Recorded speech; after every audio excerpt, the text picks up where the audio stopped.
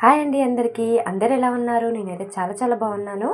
ఈరోజు నేను కొంచెం స్పెషల్గా కాకరకాయ వెల్లుల్లి కారం చూపించబోతున్నాను. చాలా బాగుంటుంది. చాలా టేస్టీగా కూడా ఉంటుంది. వేడి వేడి అన్నంలో కలుపుకొని తింటే అద్భుతంగా ఉంటుంది.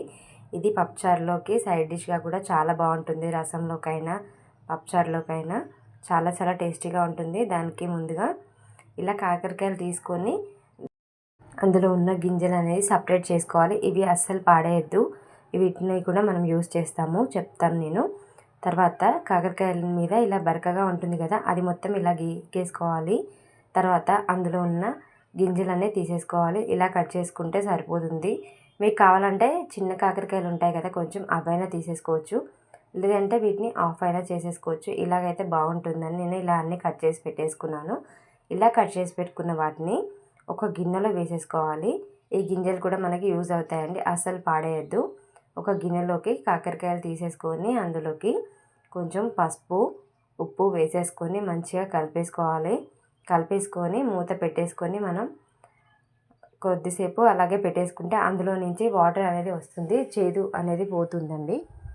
ఇలా చేసుకోవడం వల్ల కాకరకాయలో నుంచి వాటర్ అనేది వస్తూ ఉంటాయి కదా, అవి వల్ల చేదు అనేది పోతుంది. అస్సలు చేదు అనేది ఉండదు. పిల్లలు కూడా చాలా ఇష్టపడతారు. ఇలా కలిపేసుకొని మూత పెట్టేసుకొని పక్కకు పెట్టేసుకోవాలి. తర్వాత స్టవ్ వెలిగించి ప్యాన్ పెట్టేసుకొని దాంట్లోకి ఆయిల్ వేసుకోవాలి. ఆయిల్ ఒక స్పూన్ అయితే సరిపోతుంది, మళ్ళీ తర్వాత యూజ్ చేస్తాము. తర్వాత ఇందులోనే 1 టేబుల్ స్పూన్ ధనియాలు వేసుకోవాలి. 1 టేబుల్ స్పూన్ జీలకర్ర వేసుకోవాలి. ఇవి మొత్తం చిన్న మంట మీద మంచి స్మెల్ వస్తుంది అంతవరకే ఫ్రై చేసుకోవాలి, మాడకుండా చూసుకోవాలి. 1 టేబుల్ స్పూన్ ధనియాలు, 1 టేబుల్ స్పూన్ జీలకర్ర వేసుకోవాలి. ఇవి మంచిగా ఫ్రై అయిన తర్వాత వెల్లుల్లి వేసుకోవాలి. కొన్ని ఎక్కువగా వేసుకుంటేనే బాగుంటుంది. తర్వాత ఒక 15 ఎండుమిర్చి వేసుకోవాలి. 15 ఎండుమిర్చి వేసుకోవాలి. తర్వాత మనం ముందుగా తీసి పెట్టుకున్న గింజలు ఉన్నాయి కదా, కాకరకాయలో నుంచి తీసిన గింజలు, ఇవి కూడా వేసుకొని మంచిగా ఫ్రై చేసుకోవాలండి. మంచి రంగు వచ్చేంత వరకు ఫ్రై చేసుకోవాలి. ఇవి చేదు అనేది ఉండదు అస్సలకే. ఇలా ఫ్రై చేసుకోవడం వల్ల చేదు అనేది ఉండదు. ఇలా మంచిగా ఫ్రై చేసుకున్న తర్వాత ఇప్పుడు అందులోకి సన్నగా కట్ చేసి పెట్టుకున్న ఉల్లిపాయలు అయితే వేసుకోవాలండి. పెద్దగా కట్ చేసుకున్నా పర్లేదు, ఒక పెద్ద ఉల్లిపాయ ఉంటుంది కదా, అది మాత్రం వేసుకోవాలి. ఒక పెద్ద ఆనియన్ అయితే వేసుకున్నాను. మీ దగ్గర చిన్నగా ఉంటే 2 వేసేసుకుంటే బాగుంటుంది. ఇందులో వెల్లుల్లిపాయలు ఎంత వేసుకుంటే అంత బాగుంటుంది. వీటిని మగ్గడానికి కొంచెం ఉప్పు వేసేసుకోవాలి. రుచికి తగినంత ఉప్పు అయితే వేసేసుకోవాలి. ఇది మంచిగా వేగాలండి, మరీ మాడకుండా కొంచెం సాఫ్ట్గా అయితే సరిపోతుంది. ఉల్లిపాయలు అనేది మంచిగా కొంచెం పింకిష్ కలర్లోకి వస్తే సరిపోతుంది. చూస్తున్నారు కదా, మంచి రంగు వచ్చేసాయి. మాడకుండా చూసుకోవాలండి. మనం ఏ రెసిపీ చేసినా చిన్న మంట పెట్టి కుక్ చేసుకుంటే రెసిపీ అనేది చాలా బాగుంటుంది. చూస్తున్నారు కదా, ఇలా ఫ్రై చేసుకున్న వాటిని పూర్తిగా చల్లారిన తర్వాత మిక్సీ జార్లోకి వేసేసుకోవాలి. మిక్సీ జార్లోకి వేసుకునేటప్పుడు కొంచెం చింతపండు కూడా వేసుకోవాలి. చిన్న నిమ్మకాయ సైజ్ అంతా చింతపండు వేసేసుకొని అందులోకి కొంచెం వాటర్ వేసేసుకొని మెత్తగా ప్యూరీ లాగా పట్టేసుకోవాలి. మంచి పేస్ట్ లాగా అవుతుంది.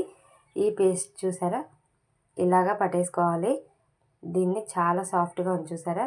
ఇలా పట్టేసుకున్న దాన్ని మనం ముందుగా కాకరకాయలు అనేది నానబెట్టేసుకున్నాం కదా, నీటిలో ఉప్పు పసుపు వేసేసుకొని కలుపుకొని పక్కకు పెట్టేసుకున్నాం కదా, ఇందులో నుంచి వాటర్ వచ్చేసాయి చూసారా. మీరు ఇంకొద్దిసేపు నానబెట్టుకుంటే ఇంకొంచెం వాటర్ కూడా వస్తాయి. వీటిని పక్కకు పెట్టేసుకోవాలి. తర్వాత స్టవ్ వెలిగించి ప్యాన్ పెట్టేసుకొని దాంట్లోకి ఆయిల్ అయితే వేసేసుకోవాలి. అప్పుడు ఆయిల్ హీట్ అయిన తర్వాత మనం కట్ చేసి పెట్టుకున్న కాకరకాయలు ఉన్నాయి కదా, ఇవన్నిటిని ఇందులోకి వేసేసుకొని మంచి కలర్ వచ్చేంత వరకు ఫ్రై చేసుకోవాలి. ఇవి మాడకుండా మంచి రంగు వస్తుంది, గోల్డెన్ కలర్ లాగా వస్తుంది. అప్పటి వరకు ఫ్రై చేసుకోవాలి. కొంచెం ఫ్రై అవుతుంది. కాకరకాయలు ఇలా ఫ్రై అవుతే బాగుంటుంది, కర్రీ అనేది తొందరగా అయిపోతుంది. ఇలా మూత పెట్టేసుకొని ఒక 10 నిమిషాలు కుక్ చేసుకోవాలి చిన్న మంట మీద. కొంచెం కలర్ చేంజ్ అయింది, మీకు అర్థమవుతుంది కదా, అడుగు పట్టకుండా చూసుకోవాలి. ఇలా సాఫ్ట్గా అయిపోతుంది మనం కుక్ చేసుకున్నాం కాబట్టి. ఇలా సాఫ్ట్గా అయిన దాన్ని జాగ్రత్తగా కలిపేసుకొని తీసేసుకొని ఒక ప్లేట్లోకి అయితే తీసేసుకోవాలి. ఇలా ఫ్రై అయితే సరిపోతుంది. ఇప్పుడు వీటిలోకి మనం ముందుగా ప్రిపేర్ చేసుకున్న పూర్ణం ఉంది కదా పేస్ట్, అది ఇందులోకి వేసేసుకోవాలి. మనం ముట్టుకుంటేనే అర్థమవుతుంది అవి ఎంత సాఫ్ట్గా ఉన్నాయో. దాంట్లోకి మనం ముందుగా ప్రిపేర్ చేసుకున్న పేస్ట్ ఉంది కదా, ఉల్లిపాయ పేస్ట్, ఇందులోకి అయితే పెట్టేసుకోవాలి. ఇలా పెట్టేసుకొని ఒక ప్లేట్లోకి తీసేసుకోవాలి. జాగ్రత్తగా విరిగిపోతాయి, చాలా జాగ్రత్తగా పెట్టేసుకోవాలండి. చాలా సాఫ్ట్గా ఉంటాయి. ఒక్కొక్కటిగా మొత్తం అంతా పెట్టేసుకొని పూర్ణం అనేది రెడీ చేసేసుకోవాలి. తర్వాత మళ్ళీ అదే ప్యాన్లోకి కొంచెం అంతా ఆయిల్ వేసేసుకోవాలి. ఆయిల్ వేసేసుకొని మనం ముందుగా అన్నీ రెడీ చేసి పెట్టుకున్నాం కదా, స్టఫింగ్ చేసేసుకొని కాకరకాయలు అనేది దీంట్లోకి ఒక్కొక్కటిగా వేసేసుకోవాలి. ఇలా స్టఫింగ్ బయటికి రాకుండా మంచిగా కవర్ చేసేసుకోవాలి. ఇలా వేసేసుకున్న తర్వాత మనం ముందుగా స్టఫింగ్ చేసుకుంటాం కదా, అందులోకి కొంచెం మిగిలిపోతుంది, అది కూడా ఇందులోకి అయితే వేసేసుకోవాలి. చాలా బాగుంటుందండి అలా వేసుకోవడం వల్ల. దాంట్లో వరకే కాకుండా కొంచెం ఎక్కువగా చేసుకుంటే మనం అన్నంలో కలుపుకొని తినడానికి కూడా గ్రేవీ అనేది బాగుంటుంది.